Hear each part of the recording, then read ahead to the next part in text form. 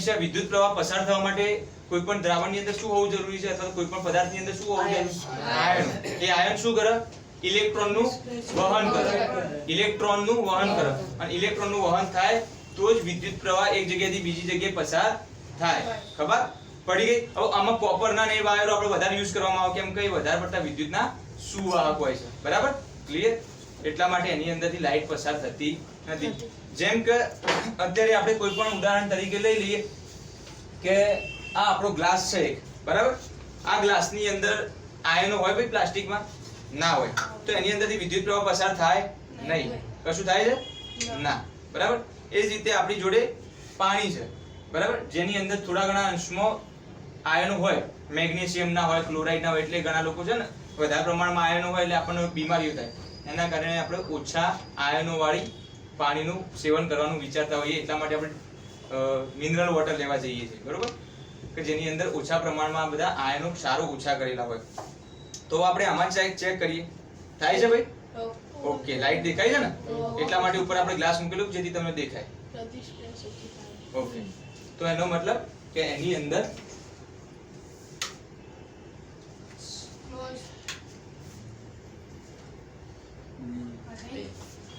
થાય છે ને? ઓકે. શું કર્યું આપણે? બંને છેડા અડાડ્યા નહીં, બંને પાણીમાં જ નાખ્યા છે, બરાબર? પણ શું થાય કે એની અંદર આયનો છે એટલે આમાંથી ઇલેક્ટ્રોનનું વહન પાણીમાં થઈ અને આના સુધી પહોંચાડે છે. આપણે બંનેને અલગ અલગ રાખ્યા. દેખાય છે ને તમને? નજીક નહીં રાખ્યા. દેખાય? ના કે એવું થાય કે સાહેબ તમે વાયર અડાડેલા છે એટલા માટે. ખબર પડી ગઈ? તો એનો મતલબ આની અંદર પણ આયનો છે એટલા માટે આ વસ્તુ થઈ રહી છે. એ જ રીતે આપણે હવે પ્રયત્ન કરીએ કે એસિડ અને બેઝમાં શું થાય છે, બરાબર? એસિડ અને બેઝના દ્રાવણોમાં શું વિદ્યુત પ્રવાહ પસાર થશે? ચેક કરીએ. શું વિચાર છે તમારું? થવું જોઈએ કે ના થવું જોઈએ? થવું જોઈએ. ઓકે. થવું જોઈએ કે ના થવું જોઈએ? બંનેમાં થવું જોઈએ. કારણ કે એસિડમાં H+ આયન હોય અને બેઝમાં ઓકે, સરસ. OH- આયન હોય. આ શું લીધું આપણે? એસિડ એસિડમાં શું હોય? એસિડમાં અને H+ અને Cl- જે શું કરશે? ઇલેક્ટ્રોનનું વહન કરશે. તો વિદ્યુત પ્રવાહ એની અંદરથી પસાર થશે.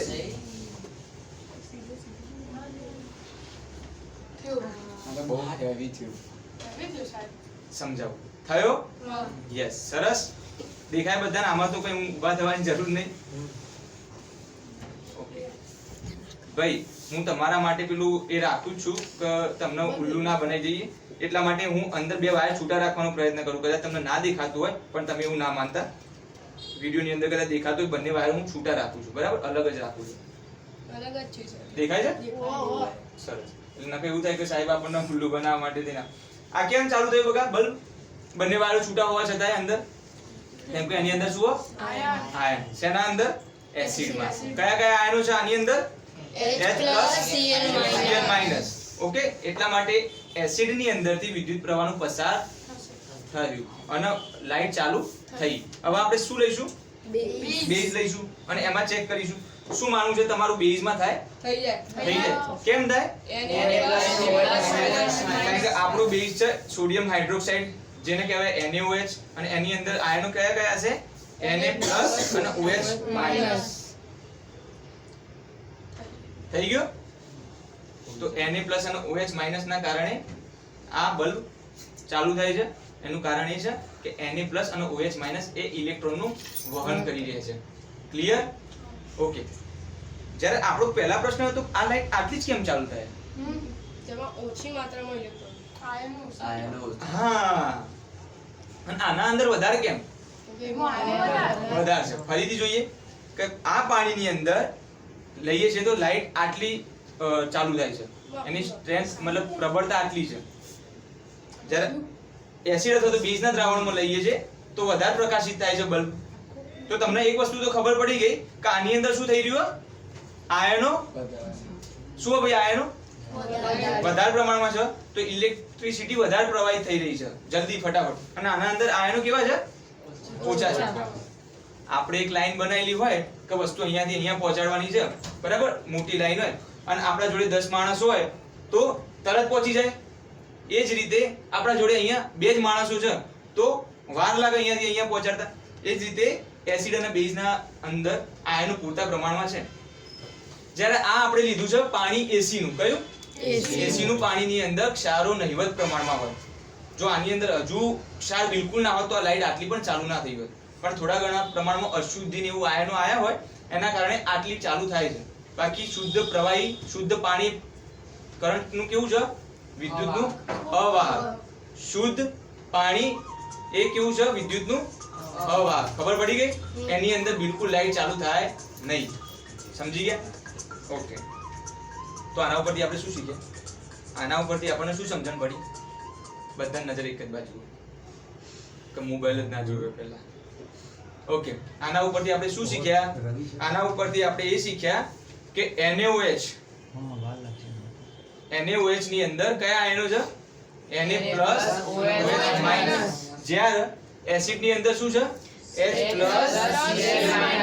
તો એનો મતલબ એસિડ જલીય દ્રાવણમાં H+ આયન મુક્ત કરે, ફાઇનલ થઈ ગયું.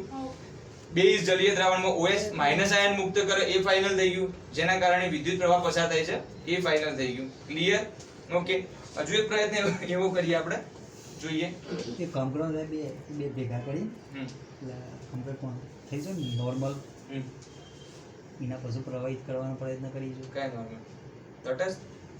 તો તટસ્થમાં એક ક્ષાર તો હોય ને, ક્ષાર બને. એસિડ અને બેઝ ભેગા થાય એટલે શું બનશે? ક્ષાર અને પાણી. અને ક્ષાર એટલે ક્ષારમાં આયનો હોય ને, ક્ષાર તરીકે કયો બનતો તો આપણો NaOH હોય ને HCl હોય, ભેગા થઈને કયો ક્ષાર બનાવો? NaCl બનાવો ને. તો NaCl માં કયા કયા આયનો હોય? Na+ અને Cl-. એટલે એમાં પણ વિદ્યુત પ્રવાહ પસાર થઈ જાય. બરાબર. હવે આપણે બીજો પ્રયત્ન કરીએ કે વિજયભાઈ સાહેબ આપણા માટે મીઠું લઈને આવ્યા હતા. બરાબર. મીઠા વગરની જિંદગી નકામી મોડી મોડી. બરાબર. તો આપણે પ્રયત્ન એ કરીએ તો શું ખરેખર કઈ તફાવત થાય છે? ચમચી હતી આપણા જોડે? યસ.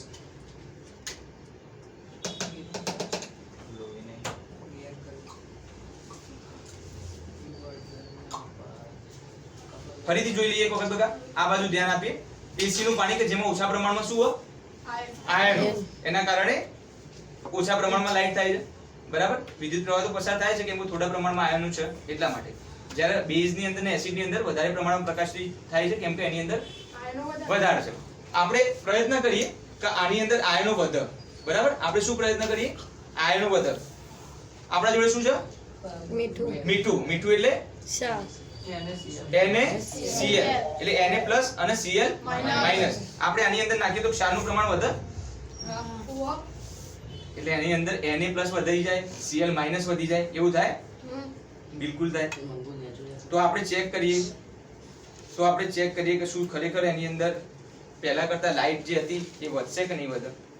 બરાબર.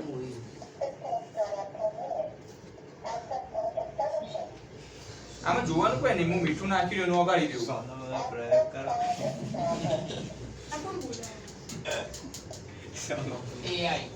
ચલો આપણે ચેક કરીએ ખરેખર શું માનવું તમારું? થઈ જાય. શું થઈ જાય? ચાલુ લાઈટ ચાલુ થઈ જાય. એ તો થતી હતી પહેલા. વધારે થશે. થઈ ગઈ ને કમ્પ્લીટ? શું કર્યું આપણે? મીઠું નાખ્યું એટલે શું થયું? હા, આયનોની માત્રા વધી ગઈ. કયા કયા? Na+ અને Cl-. એટલે NaCl નાખતા Na+ અને Cl- ની સાંદ્રતા વધી જતા મિત્રો ફરીથી બતાવું બકા. પહેલા શું થતું હતું? પહેલા એ જ એસી ના પાણીની અંદર આટલી લાઈટ થતી હતી. બરાબર. અને એ જ પાણીની અંદર તમે શું નાખ્યું? મીઠું એટલે કે ક્ષાર નાખ્યું એટલે શેમાં કન્વર્ટ થઈ ગયો? Na+ માં Cl- માં. તો લાઈટ વધી ગઈ. પલ પલ ના માને ટિંકુ જીયા મંગળની રાતે લાઈટ. સમજણ પડી ગઈ? ડિફરન્સ દેખાય?